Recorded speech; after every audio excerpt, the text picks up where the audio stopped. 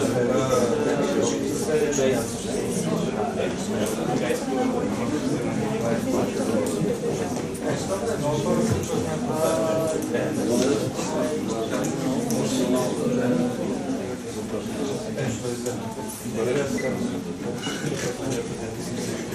на всички! Много се радвам да ви видя, толкова много хора и смислени хора. Радвам се, че толкова много хора са проявили интерес към днешната тема. Днес ще си говорим за европейските избори, какво очакваме от тях и как те ни касаят, като граждани на държава членка на Европейския съюз. Моят име е Атанас Начков и съм член на АЖ София. Преди да започнем с събитието, бих искал да представя организаторите. От мен е председател на АЖ София, Цвети Стойчева, председател на Джеф България, Матен Демирев и изпълнителният секретар на Асоциация Дебати София. По две изречения на всяка асоциация, АЖ София, визията на АЖ София е демократична Европа, където всички млади хора са социално-политически интегрирани и Европа без граници. Джеф България е част от Джеф Европа. Джеф на български представлява европейски млади федералисти. Тяхната цел е Федерална Европа, където също се цени активното участие на младите хора в вземането на решения. И последните Асоциация Дебати София, които се опитват по един конструктивен начин, чрез дебати и чрез диалог, да накарат хората да вземат решения, които ги касаят. Сега няколко думи за LiveVote. Както виждате най-горе е самото лого. LiveVote 2014. Защо LiveVote 2014? Защото това е второто събитие, което се прави. Втората кампания на LiveVote. Предишното беше през 2009. Тези, които се сещат през 2009 година, бяха последните избори за Европейски парламент. LiveVote следва тази тенденция. Целта на LiveVote е много проста. Като се довърне точно тази тенденция, където младите хора в Европа не вземат активно участие в гласуването и се бори срещу самата апатия. Искам само да направя, да цитирам Европарламента от 2009 година. Младите хора между 18 и 24 години, 71% от тях в цяла Европа не са ходили на изборите. Целта на LiveVote не е просто да кара младите хора да ходят на избори, а просто да ги се замислят. И по тази причина сега решихме да направим днешното събитие тук в България. Искам да дам думата сега на Джеф България, които искат да анонсират една своя кампания. Мога да заповядат Андриан Димитров.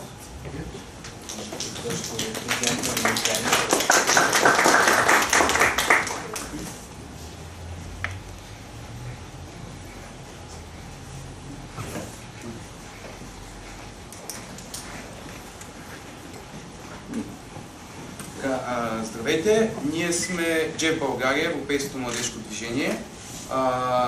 Ние сме част от Джеф Europe, което е една от най-големите неправителствени организации за младежи в Европа. Имаме над 10 000 члена в 35 отделни европейски държави.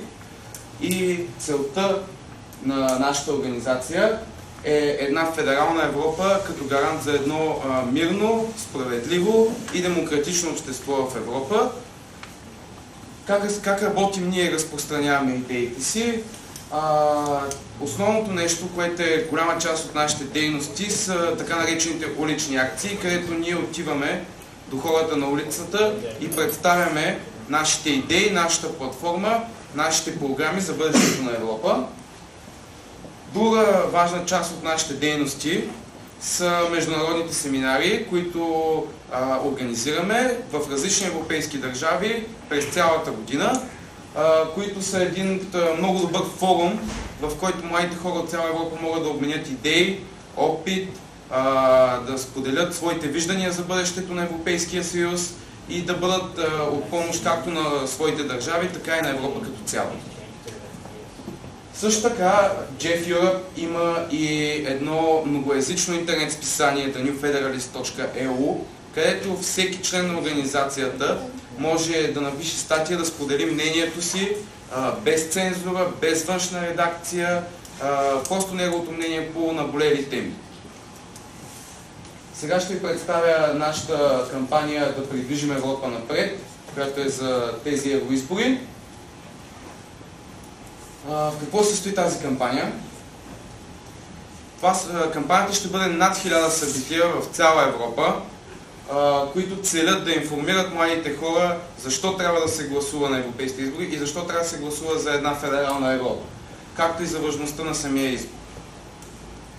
Най-голямото събитие, което организираме като мащаб през тази кампания е автобусното турне из Европа, което вече започна, тръгна от Брюксел и ще обиколи 15 европейски града. Съжаление не успяхме да включим София сред тях. Но където обикалят този автобус, ще има отделни големи събития, улични акции, флашмобове и дискусии на тема бъдещето на Европа и Европейския съюз. Както знаете, тази година за първи път европейските политически партии трябва да представят свои кандидати за председател на Европейската комисия и ще има няколко дебата, първият вече се проведе между тези кандидати. Сега на 28 април, понеделник, в цяла Европа се организират публични гледания на тези дебати. Jeff България също организира публично гледане на този дебат. То ще бъде тук, в понеделник, в тази зала от 7:30 вечерта. Разбира се, всички сте поканени да го гледате, ще бъде много интересно. Какво целим през тази кампания? Най-основното нещо, както и Наско спомена преди малко, е, че младите хора не гласуват в Европа. Активността сред хората между 18 и 24% е изключително ниска. Нашата основна цел е да повишим тази активност, като покажем на младите хора в Европа, че наистина си струва да се гласува и си струва да се направи информиран избор. Другия голям проблем на младежта в Европа в момента е младежката безработица, която в някои места достига застрашителни размери. Ние се целим да използваме нашата кампания, за да насърчаваме политики и идеи, които ще намалят младежката безработица и ще доведат до елиминиране на този тежък за младежта в Европа проблем. И накрая, не на последно място, един от големите въпроси, които стои пред Европейския съюз днес, е евроскептицизма и антиевропейските партии. Ние се противопоставяме твърдо на тези идеи и се опитваме чрез нашите послания да убедим хората, че Европейския съюз наистина си струва като една платформа за бъдещото развитие на младите хора в Европа. Това беше. Благодаря ви много.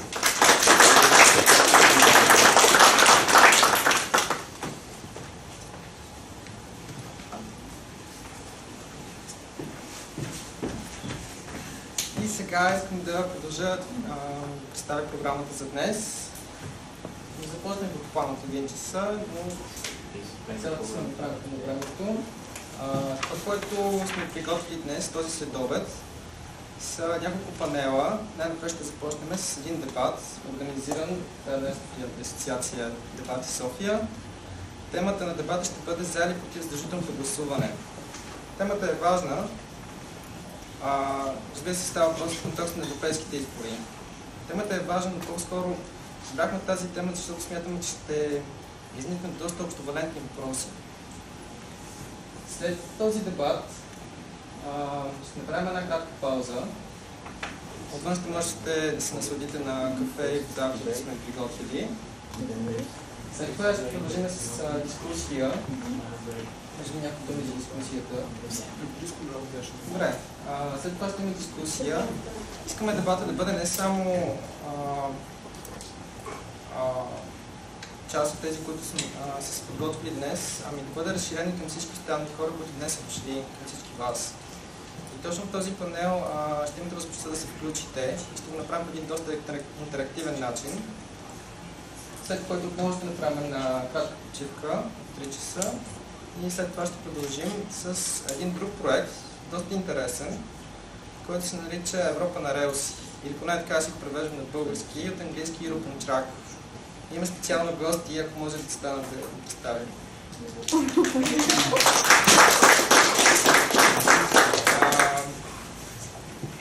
Европа на релси е също проект на АЖ Европа. Днес специално те са пристигнали в София и са ни приготвили отново тема, мисля, че е доста интересна, и ще направим една кръгла маса, където всеки отново може да говори. Няма да ви давам темата. И се надяваме тези, които от вас бързат или си правят планове, да свършим към 4:30. Сега искам да дам думата на Ники, повод за дискусията, какво точно сме приготвили. Здравейте от мен. Както вече бях представен, казвам се Николай Неков и съм изпълнителен секретар на Асоциация Дебати София. В рамките на следващите 2-3 минути ще се опитам да ви представя това какво ще се случи в дебата, защо го организираме и какво ще последва в дискусията. Докато говоря, нашите красиви асистентки ще ви раздадат бланки на всеки от вас, в които вие ще имате за задача да си записвате впечатленията, мненията от дебата, който предстои. Конкретно за дебата. Дебата ще се състои всеки съставен от по 2 души. Формално това е симулация на американски парламентарен дебат и в него всеки от говорителите има точно определено време. Като първият говорител на утвърждаващите има 7 минути, следващите 3 речи са от по 8 минути, след което лидерът на опозицията т.е. първият говорител на отрицаващите и първият говорител на утвърждаващите имат по една заключителна реч, които са 4 и 5 минути съответно. Каква е целта на дебата обаче? Защо организираме този дебат? Асоциация дебати и дебатите, които организираме, не са с цел да ви убедим в нещо. Не са с цел да ви пренесем някакво послание и да ви накараме да вярвате в едната или в другата страна. Целта е да има този сблъсък между аргументирани позиции, на базата на които всеки от вас може да се замисли, може да изгради собствената си теза, която е изградена обаче на аргументи, която е изградена обаче на конкретна информация и която почива на нещо. Няма нужда да вземате позиция в крайност, както ще се случи в дебата. А дебата ще бъде на простата тема, трябва или не изборите за Европарламент да бъдат задължителни. От тук нататък, във втората част, след като приключи дебата, ще направим дискусия, в която ще може да чуем мнението на всеки от вас. Ще говорим за това дали трябва да бъдат задължителни евроизборите. Ще говорим за това дали трябва да бъдат дискутирани подобни теми. И най-важното, ще говорим какво можем да направим ние, за да можем да бъдем по-активни и по-успешни граждани на Европейския съюз. С това имам удоволствието да поканя двата отбора, които ще застанат днес. Като първо отбора на утвърждаващите, съставен от Ива Атанасова и Траян Димитров.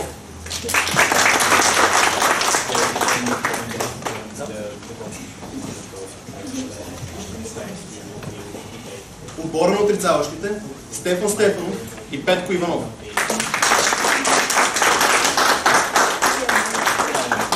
Така, преди да започнем, малко уточнение. Когато приключи дебата и когато излезете за кафе почивка, ще помоля бланките, които сте попълнили и сте попълвали по време на дебата, да оставите на масата, която е до вратата, за да може информацията да бъде събрана, а след това обсъдена. И така, предлагам да пристъпваме към дебата.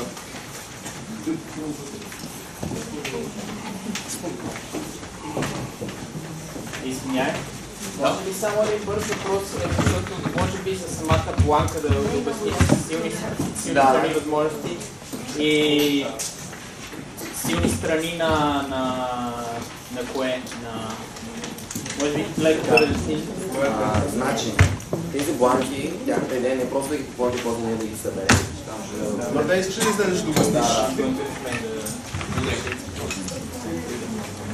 Идеята на тези бланки е да си запишете вашите мнения, става просто по един по-различен начин да се включите в самото обсъждане, т.е. вие си записвате да речем, аз съм за задължителното гласуване заради този аргумент. След което ние като съберем тези бланки, ги там на масата, ще ги разположим на останалите маси, където всички участници в сегашното събитие ще могат съответно пък да кажат дали са съгласни с мнението на някои от останалите присъстващи. Тоест идеята да се направят връзки между различните мнения.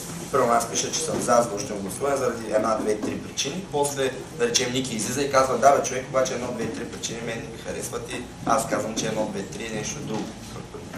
Контраргумент. Идеята е, че после ние като съберем тези бланки, ще направим доклад и по този начин ще отразим мнението на публиката по въпросите. И по този начин, дори да няма време за ваше изказване, да успеете да се включите в дискусията и дори да се чувствате пасивни участници и не може да се включите в дебата като отбор, вие пак ще имате възможността да изразите своето мнение и коментари по темата. Това е в общи линии. Като е свободно да се записвате по всяко нещо, което върви по дебата, по дискусията, по презентацията и така нататък. Това е в общи линии. Ако има още някакви въпроси. С което имам удоволствие да поканя първият говорител на утвърждаващия отбор за неговото откриващо 7-минутна реч.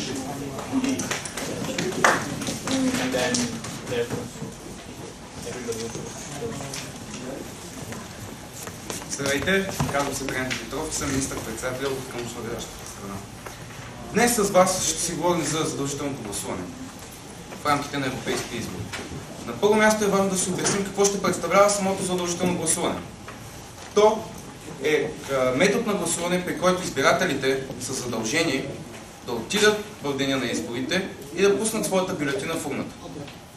Като разбира се, неявяването ще бъде санкционирано по някакъв начин. Един от хубавите примери, за които може да се сетим, който наистина работи, е този използван в Австралия, където съществува една символична глоба от 20 австралийски долара за хората, които не упражнят своето задължително избирателно право.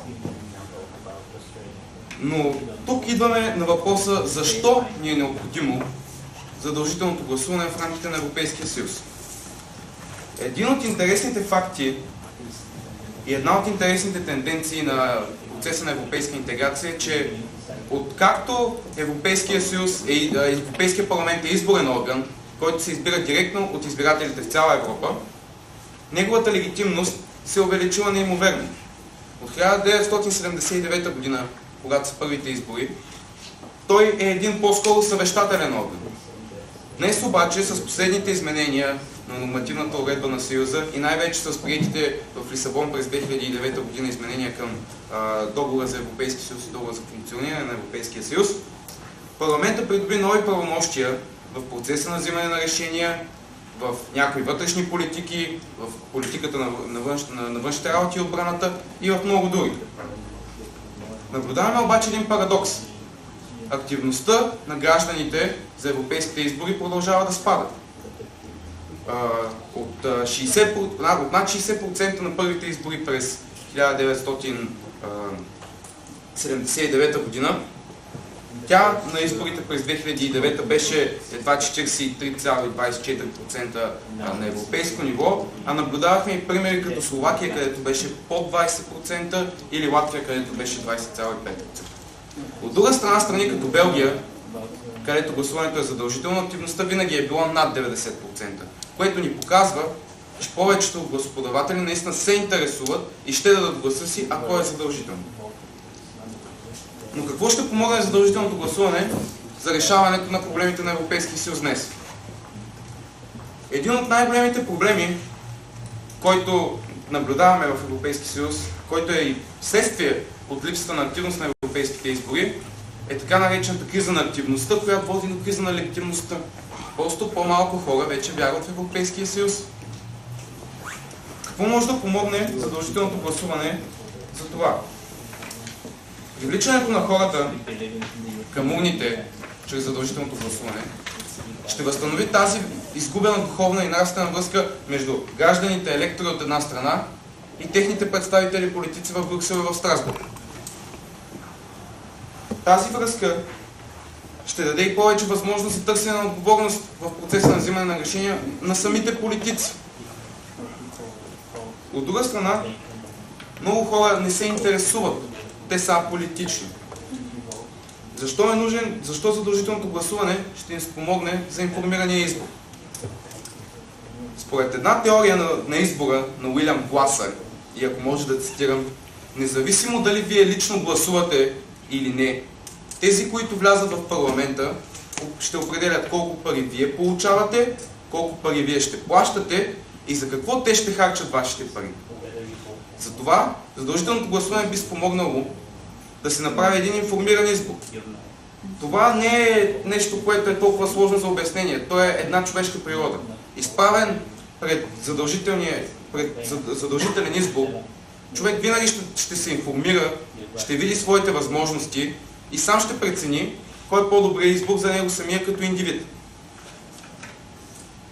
Това задължително гласуване и информирания избор, който той води, ще доведат до по-добър избор за избирателя като личност, както и повече контрол върху действията на избраните представители в парламента. Може би третият голям проблем, който предстои да бъде решен от Европейския съюз в момента и Европейския парламент в частност, е вълната от антиевропейски и евроскептични партии, залява обществения и политически живот в Съюза през последните няколко години. Било то партията на независимостта в Обединеното кралство на Найджел Фарадж, било Националния фронт във Франция на Марин Лю Пен, било Йобик в Унгария, България е също много добър пример за това, атака на Волен Сидеров, която е в самата крайност. Но задавате ли си въпроса от какво печелят тези антиевропейски партии и защо има толкова голяма представителност, след като повечето проучвания сочат, че европейските граждани са за Европейския съюз? Причината е, защото не гласуваме.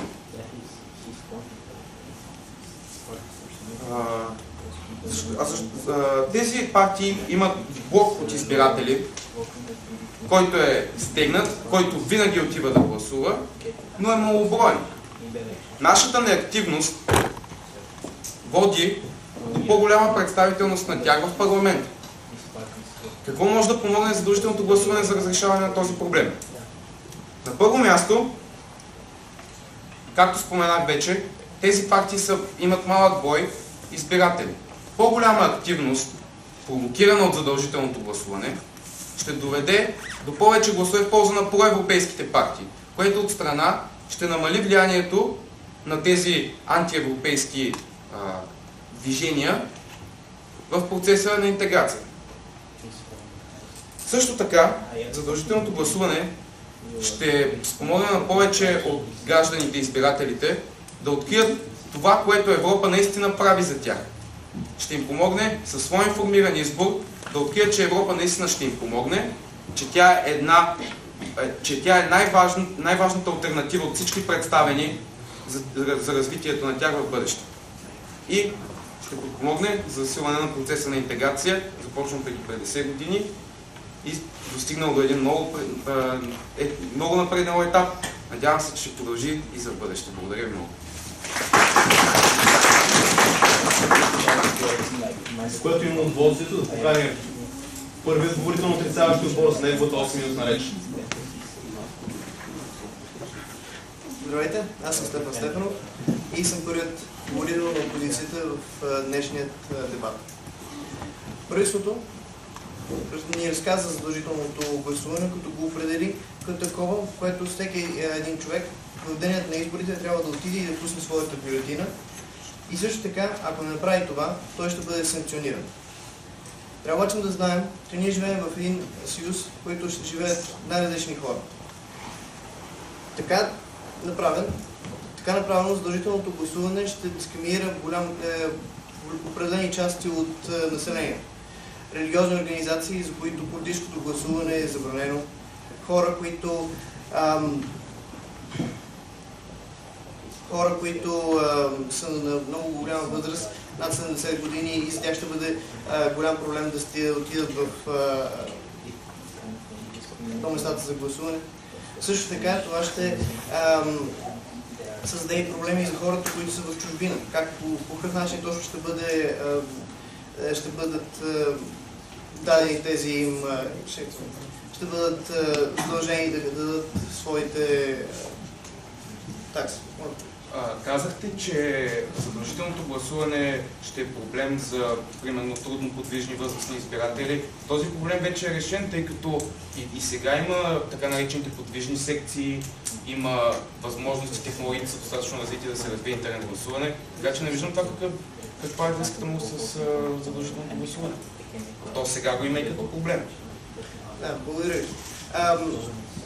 Да, наистина възрастните хора биха могли да намерят някакъв начин, по който да гласуват, но много често те имат желание да се занимават със своето ежедневие и нямат желание да се занимават с какви било политически въпроси. Още повече, че голям процент от населението в Европейския съюз са аполитични и нямат желание да гласуват въобще. Когато говорим за Европа, трябва да говорим за основните принципи за нашия съюз. Това са принципи на свободата на словото и правото на избор. И едно такова грубо навлизане в тези две права ще бъде една атака над ценностите за целия съюз.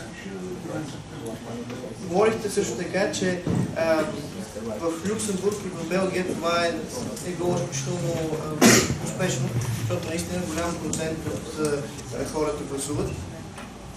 Но в Люксембург и в Белгия има много малък процент население. В нашия съюз живеят адски много хора и в страните от първите проценти, първите 10 страни, много голяма част са такива, които няма задължително гласуване. Когато говорим също така за криза на доверието и че хората в днешно време нямат голяма вяра в Европейския съюз, смятам, че с задължително гласуване ще изместим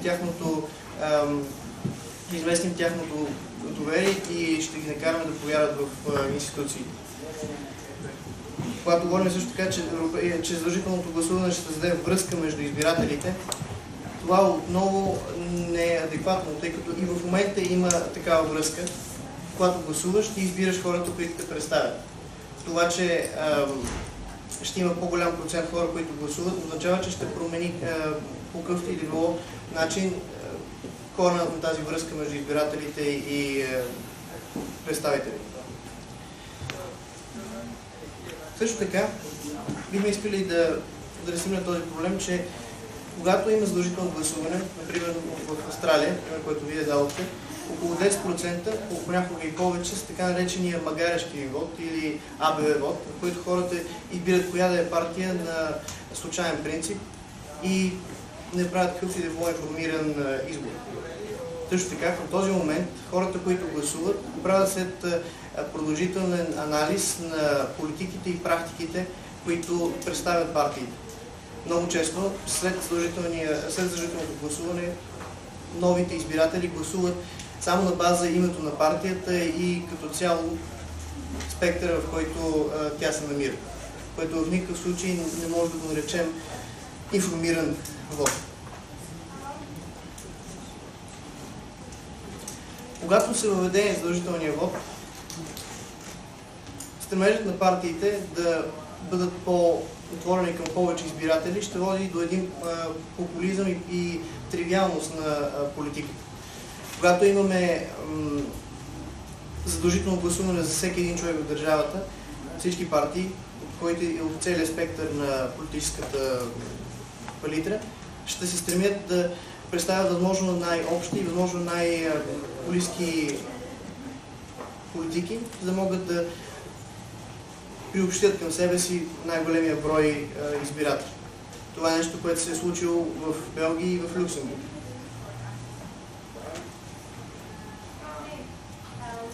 Друго. Да се борим с апатията и малкият процент хора, които гласуват, трябва да въведем нов начин на поглед към политиките и към въвеждането на нови решения.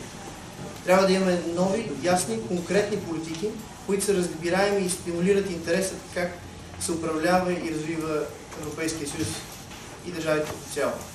Само по този начин можем да накараме повече хора да желаят да гласуват и да имат информиран избор от бъдещето на Съюза и на изборите.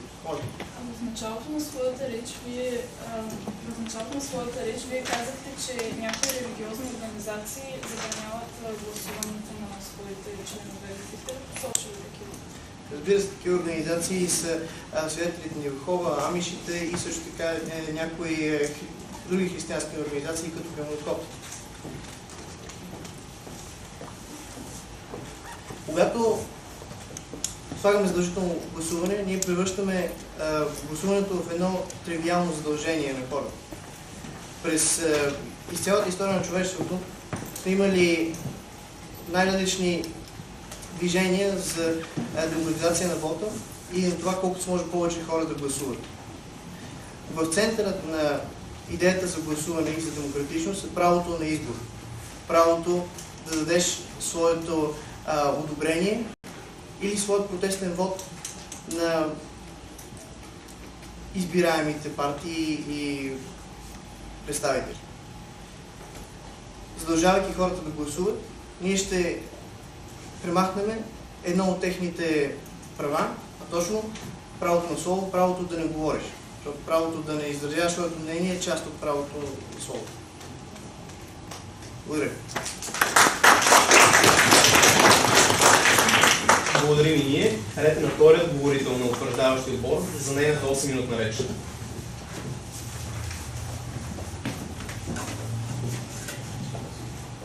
Здравейте, казвам се Ива Атанасова и съм член на правителството.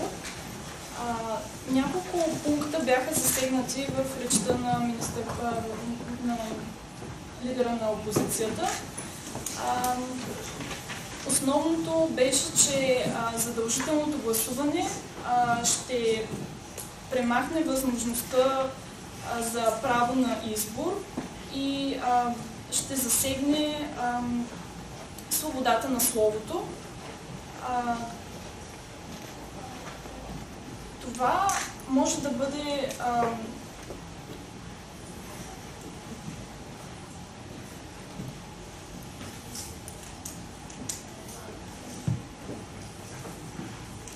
нашето правителство смята, че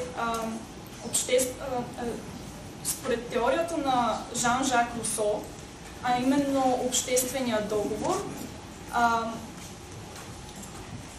за обществения договор, всъщност ние като граждани на една общност се лишаваме от система от права, за да защитим своята сигурност,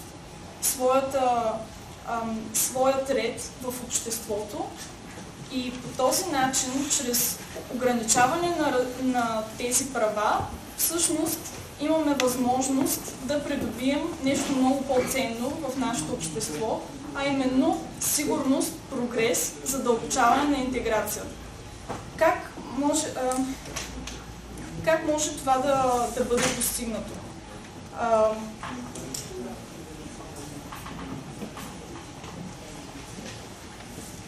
Опозицията спомена, че се губи връзката между избирател и представляващ го политик в Европейския парламент, но според нашия отбор, именно чрез активното гласуване и чрез една избирателна активност от над 90%, всъщност много по-лесно хората ще бъдат осведомени по различни въпроси, които засягат Европейският парламент, които се вземат в Европейския парламент, изобщо всички политики, които развива Европейския съюз.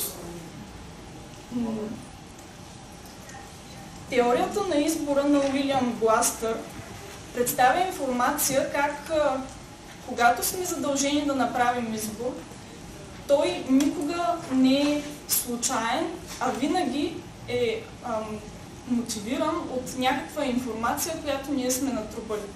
А като натрупваме тази информация, естествено ще се запознаем с политиките, които развива Европейския съюз и в частност Европейския парламент. Това носи след себе си един много добър позитивизъм за още нещо позитивно, което засяга всички граждани на Европейския съюз, а именно развиване на гражданската отговорност във всеки от нас. Как става това? Естествено, когато се осведомим за политиките на Съюза, те са в голяма връзка с политиките, които се развиват и на национално ниво. Това носи позитиви на нас като граждани, че ние сме по-информирани, и носи позитиви за самия съюз, че решенията, които взима, са одобрени и са подкрепени от гражданите на съюза. Защо това ще стане? Защото когато гражданите изпращат представители в Европейския парламент, логично е те да могат да търсят и отговорност за взиманите по-нататък решения. Тоест ще се осъществява един граждански контрол, който ще допринесе за развитието, за задълбочаването и за разширяването на Европейския съюз. Друг аргумент на нашия отбор се казва единство в многообразието. Какво имам предвид с мотото на Европейския съюз всъщност?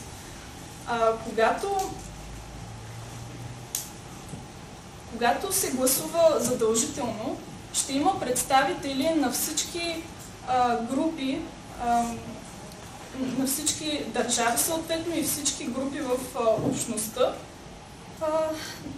и техните интереси ще бъдат защитени. Да, заповядайте. Още в първа реч коментирахте това, че чрез гласуването, чрез задължителното гласуване, все по-голяма част от гласащите отиват към по-големите партии, които по този момент са проевропейските, и партиите, които са антиевропейски, но все пак са част от Европа, ще имат все по-малко кандидати, ако въобще имат.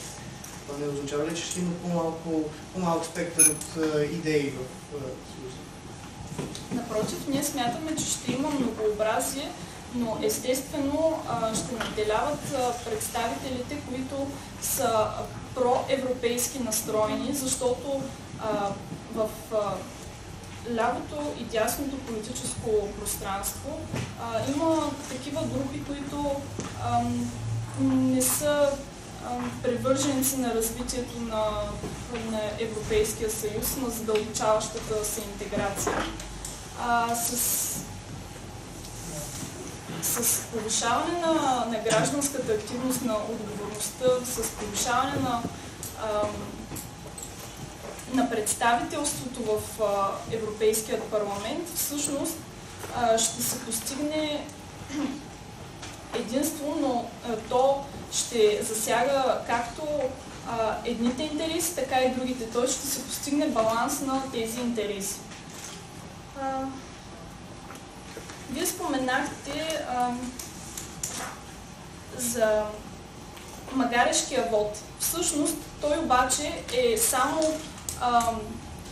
от 5 до 10%, а останалите 90% от населението, нали, правят съзнателен избор и по този начин гласуват мотивирано, т.е. интересуват се от дейностите, които развива Европейският съюз, в частност инициативите, които предприема Европейският парламент. И според нашия отбор, ние смятаме, че... Не, благодаря. Ние смятаме, че въпреки, че има тази порочна практика да се гласува немотивирано, всъщност много по-важно е, че гражданите ще бъдат много по-активни относно решенията, които се взимат в Съюза. Благодаря ви много за вниманието. Благодарим. Време е за речта на втория говорител на опозицията и неговите 8 минути.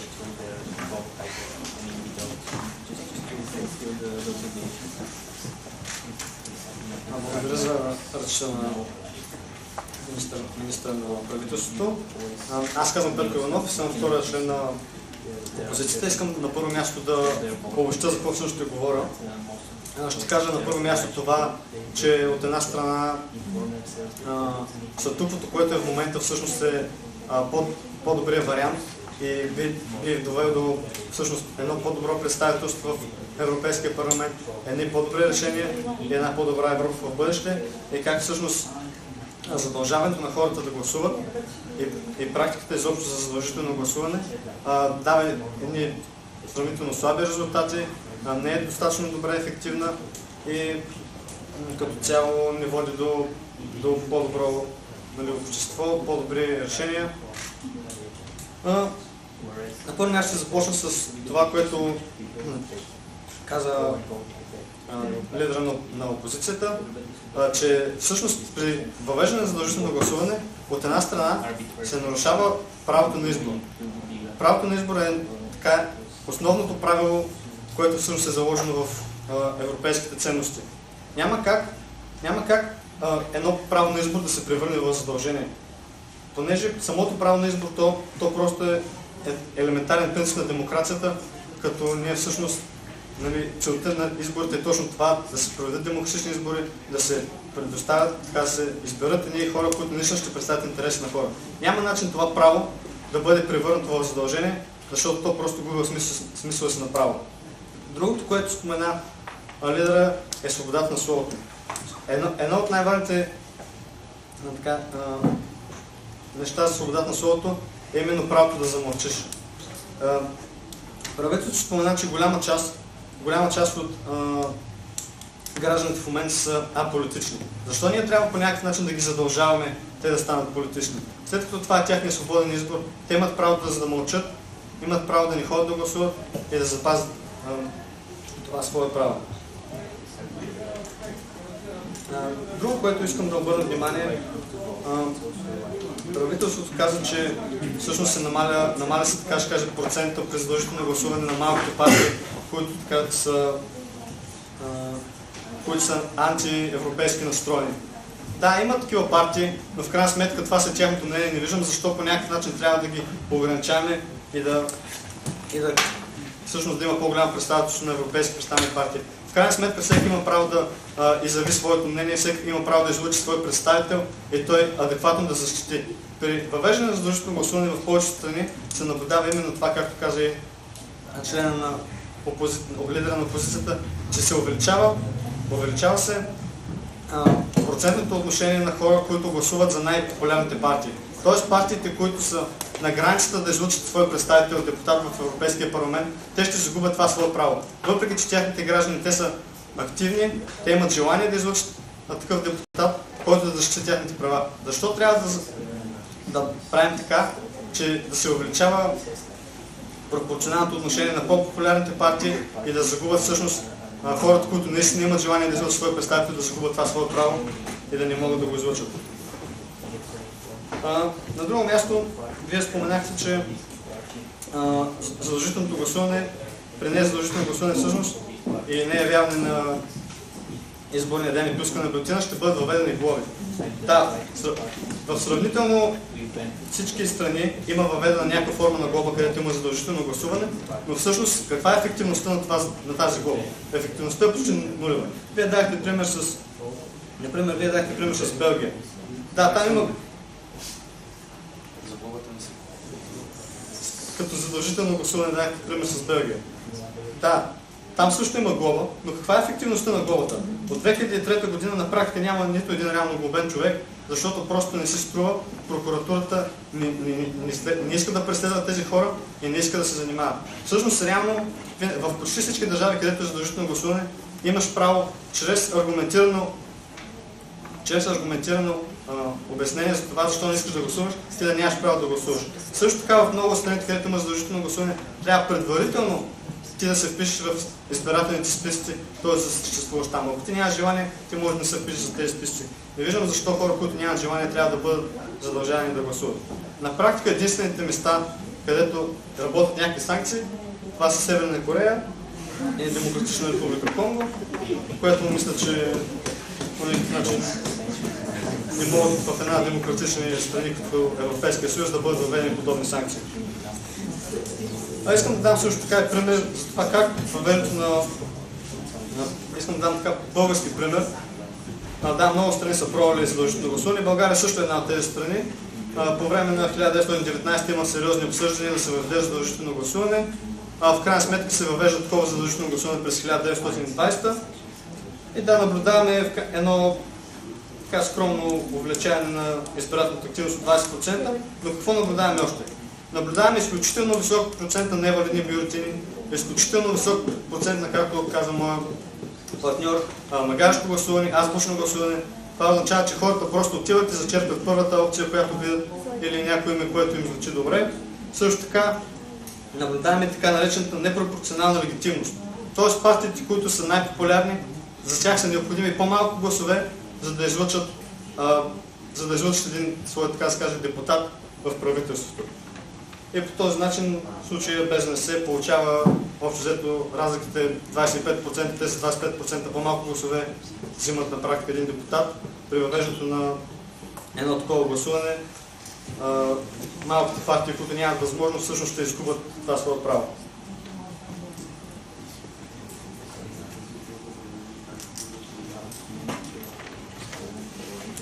Също така правителството спомена, че така или иначе влизат хора в парламента и дори да гласуваш или не гласуваш, те решават за теб. Да, влизат хора в парламента, но какви хора в парламент влизат?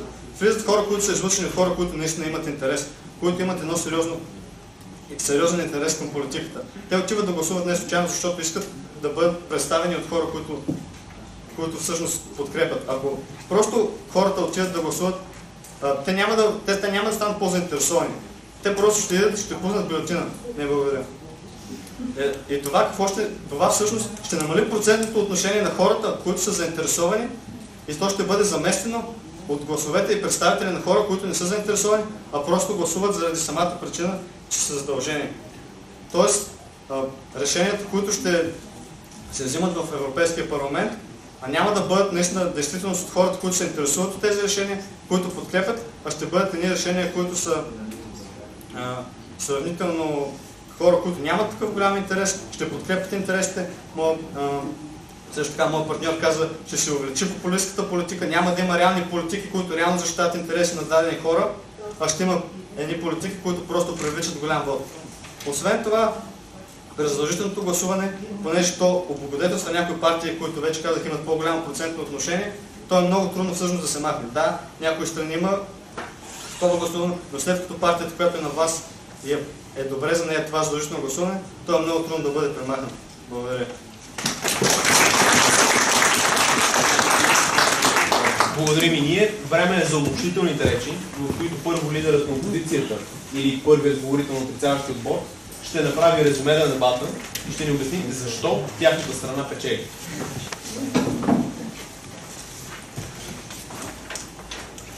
Здравейте!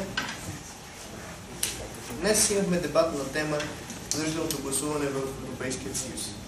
В началото го определихме като такова, в които хората трябва да отидат на деня на изборите и да пуснат своята бюлетина, като ако го направят, ще получат някаква глоба. Коментира се, че начинът на Австралия вероятно е най-адекватният към ситуацията. Един от ключовите места, където се получи, може би най-ключовото място, където се получи сблъсък на интересите, беше правото на избор и свободата на словото. Това е ключовата точка, на която поставяме в нашия дебат. И ние смятаме, че премахвайки устоите на Европейския съюз, културните и ценностните устои на Европейския съюз, правото на избор, свободата на словото, ние фактически ще нарушим Европейския съюз, неговата цялост, неговата идея. Коментирахме за това, че този закон ще бъде ще наложи една дискриминация към аполитични хора, към християни, към хора с религиозни убеждения, които не им позволяват да гласуват. Коментирахме за това, че в крайна сметка това няма да позволи на по-голям спектър от партии да влязат в Европейския съюз и да представят своето мнение, и точно обратното. Това ще увеличи само пропорционално големите партии и ще позволи тяхната хегемония. Говорихме за това, че ако се вкара закон, както е в момента, ние ще се превърнем като още един бастион на демокрация като Северна Корея и Демократична република Конго. Говорихме, че въвеждайки задължителното гласуване, ще накараме партиите да нанесат един нов поглед към политиката, чрез популистки политики, чрез популистки решения, с които ще променят изцяло корените си идеи и идеали. Така ще заменим не само вота, но ще променим изцяло политическата обстановка в не добър аспект. В крайна сметка, дебатът е за адекватността и успехът на задължителното гласуване срещу правото на избор и правото на свобода на словото. Смятаме, че за да се подобри адекватността, да се премахне апатията от изборите, трябва да се въведат нови политики, както коментирахме, които да са ясни, конкретни, които са разбираеми и стимулират интереса на хората към политиката, към управлението, към съюза. Говорим за това нещо, че каквото и да правим, че за задължителното гласуване няма да създаде нова връзка между хората и представителите им, че няма да спомогне за по-добрата обстановка. Коментирахме това, че по този начин това сакрално право на хората да демонстрират своят избор, да покажат своите разбирания и своите надежди за бъдещето, ще бъде деградирано до едно тривиално задължение и една разходка до място за гласуване. Коментирахме и това, че качеството на вота ще спадне драстично, като например с магарешкият вод, който ще бъде 10% от избирателите, който означава, че 10% от избирателите на случайен принцип ще избират за който гласуват. Отново, най-важното за днешния дебат е адекватността на задължителното гласуване срещу правото на избор и свободата на словото. Благодаря ви. Благодарим и ние. Рета за последната реч в дебата и 5 минути на първият говорител на предаващия дроб. Уважаеми гости, уважаема опозиция, наистина, може би най-горещата допирна точка между нашето твърдение и вашето твърдение беше, че задължителното гласуване е един вид недемократично и че погазва европейските ценности. Напротив, повечето хора не го съзнават, но демокрацията всъщност, освен право да избираш и да кажеш кой гласува, кой те управлява, е и задължение. Защото ти избираш пътя, по който твоето общество ще продължи. Също така, моите приятели от опозицията казаха, че не пускаме европейските ценности. Но европейските ценности, една от техните основи, не е ли точно френското просвещение, един от най-светлите му примери, Русо, който казва, че именно това, че демокрацията също е и задължение, не само право. Хората ще кажат, губи се правото на избор. Как се губи правото на избор, когато ти си представен с бюлетина, в която има няколко партии, в които можеш да избереш, не се губи правото на избор. Също така, моите приятели казаха, че имат държавите, които налагат задължително гласуване и глоби за тях са Корейската народно-демократична република и Демократична република Конго, които съгласен съм изобщо са примери за демокрация. Но има държави като Австралия, като Уругвай, като Сингапур, в които вече има развита демокрация, в които върховенството на закона е на първо място, които също налагат глоби за хората, които не гласуват. Също така един от аргументите, които изнесоха от опозицията, беше, че ще има религиозни групи, за които ще е несъвместимо да гласуват. Религиозните групи, които те изнесоха, например, копти, свидетели на Йехова и амиши, са миниатюрни малцинства, да не кажа несъществуващи в рамките на Европа. Но да се върнем на защо е задължително гласуване. На първо място, то не е едно тривиално задължение. То е едно важно задължение, което би трябвало да се превърне в един от устоите на демокрацията. Както е, примерно, плащането на данъци. Или както е била преди военната служба. Магарешкият вод, за който те споменаха, е фактор наистина, но не са ли по-важни 50% от хората, които ще отидат да гласуват, защото е задължително гласуването, отколкото тези 10, които ще отидат да гласуват и напук ще направят магарешкия вод? накрая на речта си искам да ви кажа, че наистина задължителното гласуване е решение за много от проблемите, които стоят пред нас като европейци в момента. Ние сме поставени пред криза. И това е едно адекватно решение, защото на първо място то не погазва нашите ценности, а напротив, то е част от тях. На второ място, то би помогнало за по-информиран избор на хората, чрез който те да могат да вземат правилното решение за тяхното бъдеще. И на трето място, то би спомогнало за достигане на консенсус и приобщаване на малцинствата, понеже едно задължително гласуване неминуемо ще доведе до по-фрагментиран парламент, където ще има нужда от работа между различните групи с цел постигане на общата цел. А именно тя е продължаване и задълбочаване на процеса на евроинтеграция.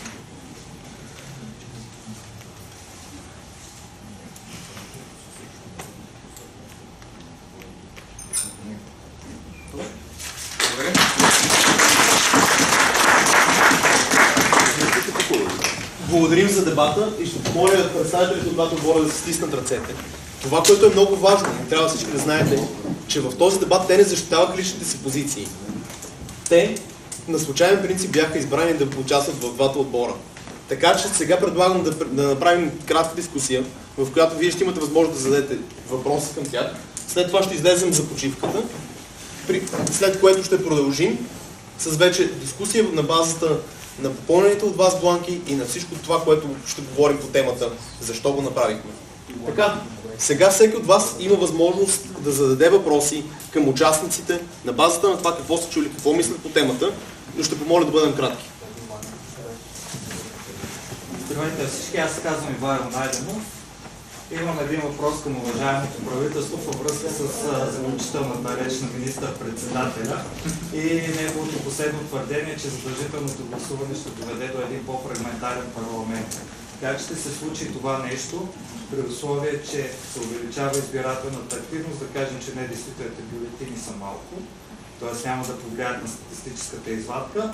Това означава, че броя гласове за по-малките партии, за да постигнат един същия изборен резултат, трябва да е много по-голям. Съответно, те трябва да постигнат много по-добри резултати, отколкото винаги са постигали до сега, за да влязат в парламента.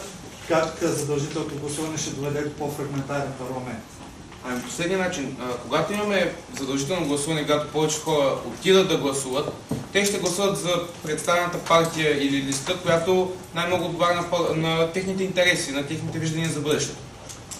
Когато имаме повече партии, и които са в една ниша, да кажем, по-нишово определени партии, повече хора ще гласуват не за catch-all партиите, които са, както са в момента християн-демократи или социалисти, а за партиите, които са по-специфични за техните искания. Именно това според нас ще доведе до по-фрагментиран парламент, който ще се наложи, нали, процес на съвместна работа и удовлетворяване на интересите на всички. Добре. Може ли да коментирам нещо по темата? Ами, аз по-скоро съм за личното мнение, по-скоро за задължителния вот, много модифициран. Мисля така, ако е проведен... Да. Това често се вижда в дебат всъщност, да ти се налага ти лично да си, примерно, за нещо, но да дебатираш срещу него и обратното.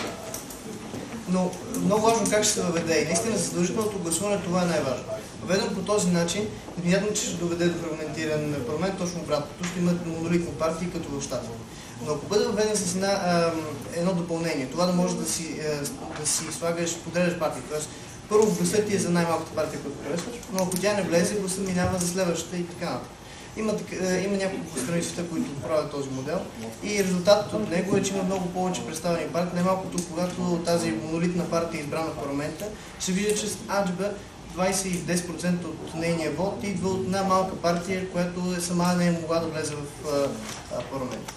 Тези две задължително гласуване и гласуване с подреждане наистина ще доведат до едно по-добро бъдеще. Самостоятелно обаче задължителното гласуване ще се проведе. Добре, отзад. Аз съм Адриан Андреянов, студент на Българския университет и защитавам тезата и задължителното гласуване, въвеждане на задължително гласуване. И искам точно да вас допълнирам. Вие ще защитавате. Да, бяхте прави, че това показва всъщност демокрацията в същинския и смисъл на думата. Тоест, защо? Демокрацията е правото да не избираш и да избираш. Това са двата основни стълба. И аргумента за Белгия, според мен, не беше достатъчно подходящ, тъй като все пак това е кралство, нищо, че имат министър-председател. И те са градили с векове, т.е. този начин на мислене да гласуваш. И независимо, че е въведено задължително преди един век и малко, то се отразява в менталитета на хората. И дори да го махнат, те пак ще имат висока избирателна активност. Може да не е 100% или 90%, но сигурно ще е над 50%. Съответно, задължителното гласуване какво би пречило на Европейския съюз? То би погасило всички норми, които са свободно търгуване, свободни пазари, свободно преминаване на хора. И когато ти налагаш една забрана, тъй като това е насилствена забрана, т.е. насилствено да се гласува, ти казваш, ако не отидеш да гласуваш, имаш глоба. И какво правим? Ние се погазваме тези норми на демокрация. Аз ще задържа на това, което казваш. Може ли само да развиеш малко как въвеждането на задължително гласуване би попречило на търговията в Европейския съюз? И само може да говориш по-високо, защото... То се отразява. Всъщност, тъй като... нищо се чува. Чувате? Трудно. Отразява се на свободното търгуване. Последната причина е, че когато ти налагаш тази насилствено гласуване, това означава, че ти можеш да наложиш след това насилствено търгуване, насилствени данъци, т.е. насилствени мита. Добре. Това не би се красиво добре. Нека да чуем сега коментар. Две неща. Първо за Белгия. Белгия има като държава 1830, така че не е гледано с векове.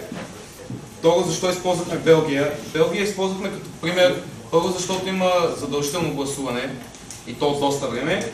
Второ, че тя е като един микрокосмос на Европейския съюз, понеже там имаме 3 лингвистични общества, които успяват някакси да работят заедно и да достигат до решения, макар че стоят около една година без правителство.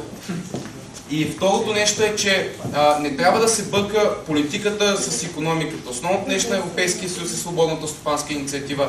Ние не сме против това и не виждам как едно задължително гласуване ще доведе до задължителни мита, задължителна търговия с някого или така нататък. Може да отмина. Така, нека дупликите и после да преминем към по-сериозна дискусия след почивката. Отзад имаме още един въпрос или коментар и след това предлагам да преминем към почивка. Благодаря ти. Към момента изборите се използват като един от най-добрите параметри, за да се види каква е нагласата на обществото към своите управляващи. Не смятате ли, че премахвайки именно този параметр, който означава аз да мога да отида да гласувам, ако наистина се вълнувам искрено, и да не отида да гласувам, ако наистина не се вълнувам, че ще изгубите, или поне управляващите ни от Европейския съюз, ще изгубят тази представа, дали хората от Европейския съюз реално милеят за него, дали реално на второ място го признават като институция и на трето място дали наистина искат той да бъде развит. Защото това също е право на избор. И как тези политици, когато въведем задължителното гласуване, ще разберат именно уната гласа на цялото европейско общество, което е, мисля, че по население, може би, третата по големина държава в света. Добре.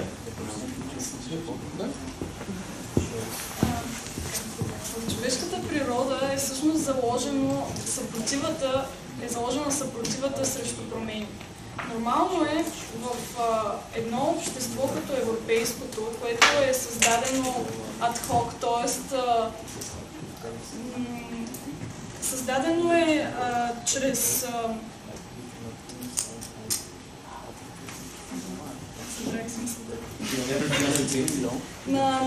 точно така. То е съвкупност от кризи, които се преодоляват и така се изгражда развитие. Искам да кажа, че точно измерването може да стане по други начини, с различни социологически проучвания, с анкети и така нататък. Но това е ценното всъщност на задължителното гласуване, че ще направи хората много по-информирани относно случващото се в Европейския съюз. И така те ще бъдат отворени за нови неща, за нови промени, за развитие, защото Европейския съюз не стои на едно място. Той винаги се променя, винаги се развива, винаги се опитва да се справи и да се нагоди с общата световна ситуация. И за да може Европейския съюз да е конкурентно способен, той не трябва да спира да се развива. Точно това е главната идея на задължителното гласуване, че ще направим хората много по-информирани първо и второ, това ще спомогне заедно да развием този Европейски съюз, какъвто искаме да бъде, т.е. конкурентно способен на други световни икономики. Благодаря ви. Предполагам след това имате доста коментари и доста неща, които искате да кажете. И точно това е моментът, в който ще направим почивка. Сега е 25.